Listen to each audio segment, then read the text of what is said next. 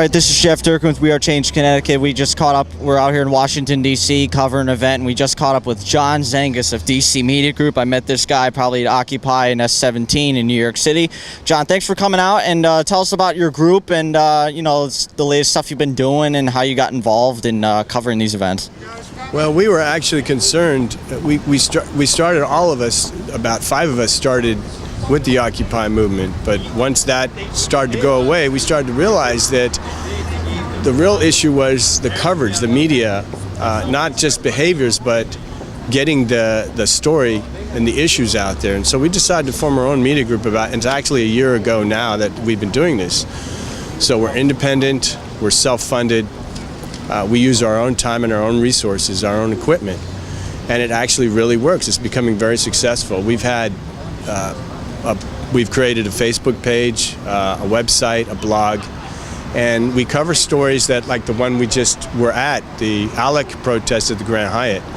And what we find is that there are a lot of people out there with concerns that their voices are not getting heard in mainstream media.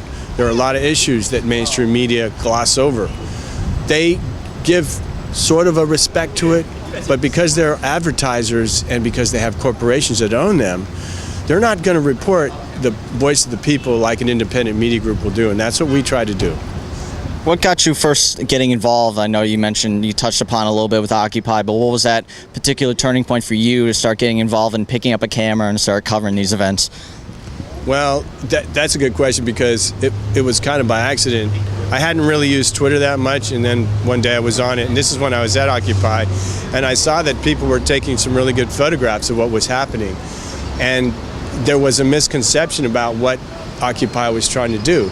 A lot of the issues that Occupy was covering actually have been things that the government is starting to has begun to get behind. The SEC has filed some cases against the banks, and now, although those cases aren't being settled, they're in the courts where they should be.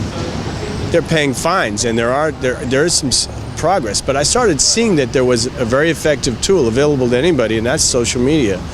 If you do it right, if you get some professional writing and take good photographs and just listen to what people are saying, why they're out in the streets, why the unions and why the workers groups and why the environment, why all these issues affect all of us equally, you can use this as a tool to amplify that message. So I took more interest, and the more I did, the more I decided this is what I want to do with my life. I have to work full time to raise the money to support, the costs, and that's only part of it. But getting the word out there about what is affecting people and opening people's eyes to these truths, that's the challenge. So talk about some of the latest events you've covered with DC Media Group. I know I've seen a protest outside the CIA for drone strikes, protesting against that, and maybe some of the latest stuff you've been covering maybe the past few weeks or so. Okay, so recently we had Black Friday, and Walmart is one of the biggest corporations, one of the biggest retail corporations in the world.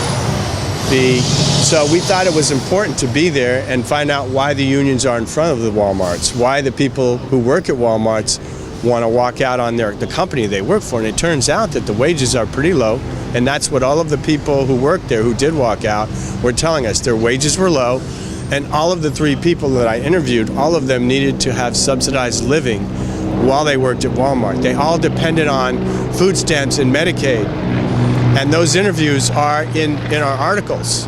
That was a concern to me because it doesn't make sense. It's an indirect proponent of supporting a corporation through taxpayer dollars. And that's what we found out. But it's not just that. There's other issues. There's the drones, the use of drones in foreign countries, against which we have not declared war. Groups like Code Pink, who are out there on the line fighting against the drone issue, is one of the groups that we cover. And we find that, and we have found that Medea Benjamin is incredibly knowledgeable in that area. She's been spending the last 10 years of her life following this drone issue and why it's so bad, why are innocents being killed. She's actually written a book and traveled to places like Yemen and Pakistan And so those are the stories that mainstream media doesn't cover, that we want to cover, that we want to hear. We want to understand why people are doing those things. You can follow our stories at dcmediagroup.us and on Facebook at DC Media Group. Also, we have a blog called Cool Revolution, and that's coolrevolution.net.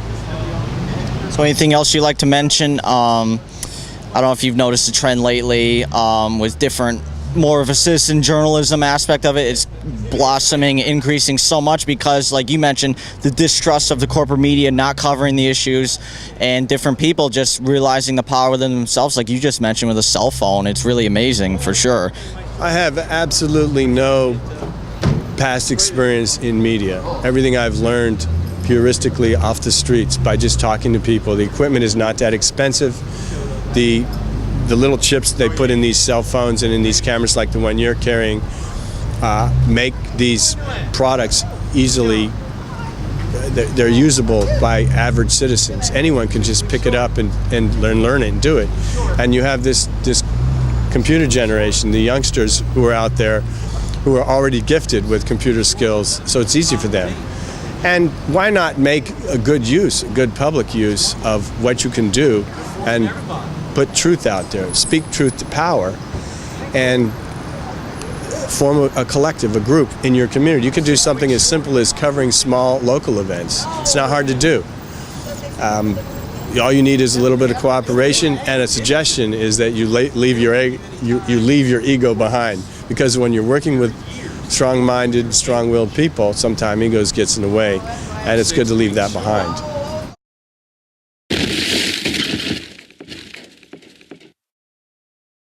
That's run by corporations. Regulate corporations.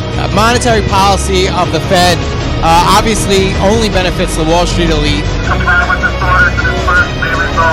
Tom just pushed me and I pushed him down. Because without grassroots media, without citizen journalism, we will not be able to take back the media. We have to make the corporate media irrelevant and take things in our own hands. And I applaud your guys' efforts, and I applaud everyone who's doing similar things, because this is really the revolution right here.